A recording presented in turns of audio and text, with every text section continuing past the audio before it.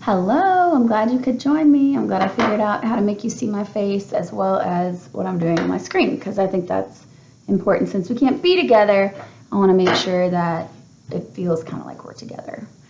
So the things that you're going to need are paper, and depending on what you want to make your book have in it, if you want to paint, you probably want a little thicker paper. If you're just going to draw, sketch, maybe write, typing paper will work just fine. But if you only have a specific kind of paper, that paper will work as well. You also need a pair of scissors.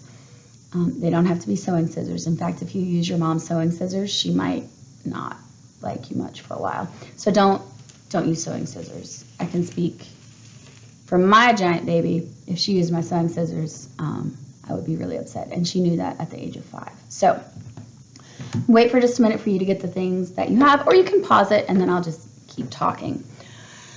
I think it's really important that you journal what's happening in your life, whether it's during a weird time like it is right now, or if it's just on a daily basis. It's important that you think about the things that are happening in your life and you journal about those things. And you can also make this a visual journal, meaning you can add visual components to it. You can collage, you can draw, you can do all sorts of things with this book that I'm going to teach you how to make. And so the art that we're making today is actually the book, and then you can put even more art in your book. You know me though, I don't like to limit or tell you what to put in your work. So I'm just going to teach you the basic of how to make the book. So I'm going to use 10 pieces of paper. 1, 2, 3, 4, 5. I'm going to put them in 2 stacks of 5 while I'm counting them out. 1, 2, 3, 4, 5. If you don't have that many pieces of paper, that's okay. You probably want to try to use at least 6. A nice even number is good. 4 might not be worth your effort, but maybe it is. Maybe you just want to practice and see if you're going to do it correctly. And the first thing that I'm going to do is fold both groups evenly in half. And I am going to fold them one at a time. Some of you, I know you like to take shortcuts, and normally that's okay, but we want to make sure this is nice and neat. And when you're doing folding for bookmaking, which is what we're doing, you want to start on one side. You line up your edges. You want to start on one side and come down one, because if you start in the middle and press out, it's going to make your paper actually flare. If you have a heavier weight paper, it'll be even more pronounced. With this thinner paper, it's probably not as much. But I'm still going to try to follow the rules that we need to do for bookmaking. Start on one side, press down if you got a fingernail. If you don't, you can use a chopstick. You can use the edge of your scissors, the handle part of your scissors. You can use a pencil, as long as the pencil isn't going to get color on your work. See, I told you. Follow the rules, and then I tried to break them, but I caught myself. So that's 4. And this is 5. So I've done 1/2. And if you find that it's a little bit off, you know, it's okay. Go back and fix it. We're not perfect. It's one of the key things about it. I'm going to take these 5 and I'm going to put them directly inside of each other. So I have 5 pages. And you're saying, well, Miss Gamble, why couldn't I just fold them all at one time? Well, you could have. However, even as meticulous as you are, it probably wouldn't have been quite as neat. But you know what? If you are determined to take that shortcut, you just go for it. It'll be all right. So there's 1 stack of 5. I'm going to do the second stack of 5. If it's your birthday, I didn't say this in my morning video, but if it's your birthday, happy birthday to you. It's my nephew's birthday today, March 23rd. He is 16 today. Cannot believe it. Hard to believe he's such a sweet young man. I mean, it's not hard to believe that he's a sweet young man. It's hard to believe he's 16, because it seems like just yesterday he was a baby. So if it's your birthday today, happy birthday. I've said before, if you want me to do a birthday singing for you, you just let me know, because you know how I am at school. If you were to tell me it was somebody's birthday, top of my lungs so the chorus room can hear us singing happy birthday. And I'm also going to put a survey on my webpage. asking for those of you who are interested, if you want to do a phone call together, if you miss seeing my face as much as I miss seeing your face, then we can have a little face-to-face interaction and talk about some things maybe that are going on. You can show me your artwork. I would love for you to show me pictures of your artwork that you're making.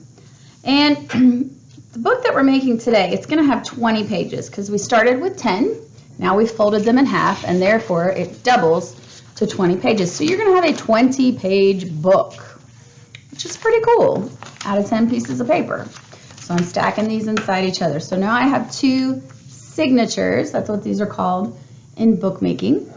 And on one of the signatures, I'm going to make cuts on the top and the bottom, about 1 inch in. So watch first so that you know that you're making it correctly. On this fold here, I'm going to cut about 1 inch. If you're not sure how much 1 inch is, it's about as long as your thumb. Giant baby's getting ready to come in and make noise. Beware. Mom. I'm doing a video. And I will, but right now I'm making a video. Okay, so I've cut the top and the bottom. You try to cut it a little neater than I did because I butchered that part just a little bit. And I'm going to set this aside. Then I'm going to take my second signature. Remember, the signature is this set of pages. And I'm going to carefully bend it. I don't really want to fold it because I don't want a big crease in the middle of my pages. I can pinch it right here. And I don't know how well you can see this. Probably not well at all. There we go. With it, get it just right in the light. You've got your crease right here. What we're going to do is cut. And I'm only going to make a small cut to start with. Then I'm going to slide my scissors in where I made that hole. Oh, Miss Gable, about to make a mess. And I'm going to cut it up about to where I made my cuts on my other signature. Because what these are going to do is one is going to slide inside of the other. So now what I have is a signature with a big gaping hole in it and some signatures with cuts at the top and the bottom. So what I want to do is take my signature with the cut at the top and the bottom, and I want to kind of roll it and slide it through this hole. Then I want to put the cut parts and fit those into the other parts that aren't cut. And so now I have this book. So I'll show you that last step one more time because I know some of you are, what witchcraft is this, Miss Gamble? You've made a mess. See if I can figure out how to undo it. Okay, so one more time. You've cut one with a great big hole, and you've cut another signature with places at the top and the bottom. So I'm going to take my places with the top and the bottom, and I'm going to kind of roll it. I'm going to open up my giant hole and slide it through. Then I'm going to let the two parts come together. And it's just as simple as that, and you have created yourself a book. Now, if you want to, if you're going to do some visual journaling, what you might do is write on one side and draw a picture on the other side, or make a collage on the other side, or rant on one side, and then I don't know what you want to do on the other side. Or maybe you just want to journal, and maybe you just want a sketchbook. This is the easiest way that I know. Now, if you want to get real fancy with it, and I can't do this right now because I don't have any cereal boxes, I'm not eating a lot of carbs right now. But if you want to, you can take the inside of a cereal box or a piece of cardboard, and you can kind of fit that on the outside of it, and take a piece of stick glue or Elmer's glue and glue that to here, so you actually have kind of a cover for your book. Now remember, we only did 10 pages. You can make it more pages if you want to. The problem is going to be that it starts to get a little off over here on the side, which is okay because we're not that particular about it. But I would love to see your books. If you want to share your journal with me, I'm happy to look at it. I know Miss Marshall is journaling and sharing journals with some of her yearbook staff. If you have questions or concerns or things that you're dealing with that you want to talk to somebody that's not your parents about, then you know you can always talk to me. I would love to see pictures of what you're doing. I'd love to see pictures of your smiling faces. So don't forget, if you haven't already, to go ahead and fill out the survey of what art materials you have in your home. There are a few of you that have already done that this morning. I appreciate that. I'm also going to put a link to a survey on my webpage asking if any of you are interested in a video chat with me as a group, and we'll just see how many people are interested. I hope it's a bunch of you, because you know how much I love chaos, and not having the chaos of my classroom is making me a little nervous. I'm not the teacher that likes the quiet. I like the crazy. So let me know what you're thinking. We might even invite Miss Marshall or Miss Sally or maybe Miss Eller, somebody really fun. Mr. Allen, I'm hoping, can join us on a few calls and maybe do some lessons for you as well. So have a great day. Again, if it's your birthday, happy birthday. Celebrate. You may have never had school off on your birthday unless it was a weekend, so that's kind of cool. Miss seeing you. Have an awesome day.